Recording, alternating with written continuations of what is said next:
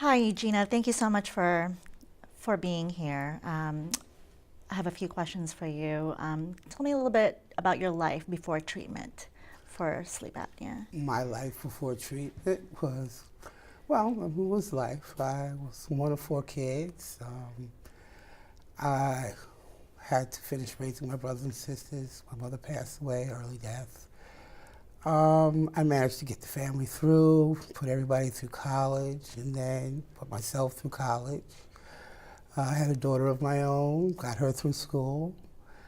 I worked various places. I got involved with politics out on Long Island. I worked for Reader's Digest. That was my first job.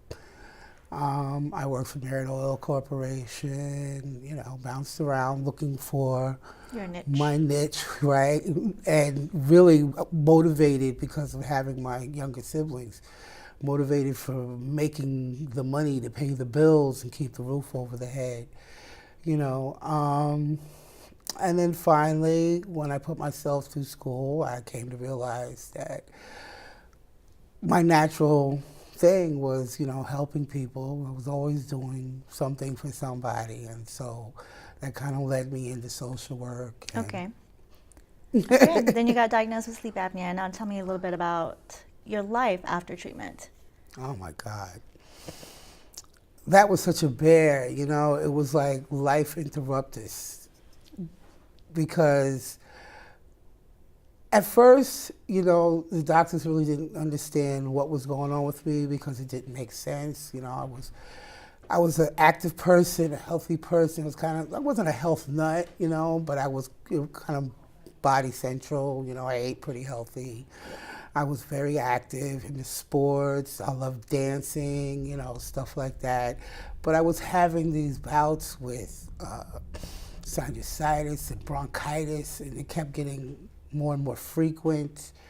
And it just didn't go right, with. I'm sorry, guys. I beg your pardon. We had the stomping upstairs. Can we start from the beginning of that question? Sure. Beginning of the question? Beginning of the question. Okay. After. So sorry, but It's okay. somebody's rolling something about. That's Thank it. you very much. Tell me a little bit about your life after you started treatment. Oh, that was like life interrupted, because I was a very active person, dancing, in the physical stuff, softball, jogging, stuff like that, and I started having bouts of bronchitis, and it started becoming more and more frequent, and viral infections, and finally somebody took a look down my throat and said, "Oh, that's not good." And so that was the first time I heard sleep apnea. Mm-hmm. But they went in, they did a tonsillectomy or whatever that is, took everything out. The guy smacked me on the back and said, "You'll be fine now, go back to your life. You had nothing else to worry about." That was 2003. By June of 2004, the job that I had to let me go because I was sounding like Darth Vader. I had gained nearly 100 pounds. I was in the worst condition ever. Obviously, it wasn't the end of the sleep apnea. For me, it was only the beginning. Mm-hmm. I lost my job, I lost my home, I lost my car, I lost everything. I ended up having to call some friends in the social service network and have them put me into a drop-in center to, survive. Okay. And then when you got diagnosed and started the PAP treatment, how did that? Well, that didn't come until 18 months after going, because once I went into the system, okay, they did eventually send me to St. Vincent's for the sleep test. Okay. And they found out, okay, then the diagnosis became official. But because I was in the shelter system, they would not give me anything until I was placed in a permanent housing. So you're using a PAP machine right now, right? Yes, I am. Okay. How do you feel? I mean, your body, just you know what? The difference. The difference is astronomical. I wake up, I, first of all, feel rested. I feel energized. Because, lack of sleep screws with everything. You Okay. lose your sex drive, you become depressed, you become irritable. I mean, there's just all sorts of things that go on with you that are not normal to you. But the lack of sleep, okay, just takes you there.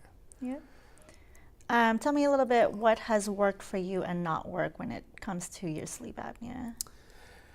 Okay, nobody wants to be tethered, okay, and least of all a free spirit like me. So, I mean, the hose is not long enough, but then again, how long does the hose have to be? I think the biggest problem is that mask, and it's not just so much that you've got on this Darth Vader type mask, but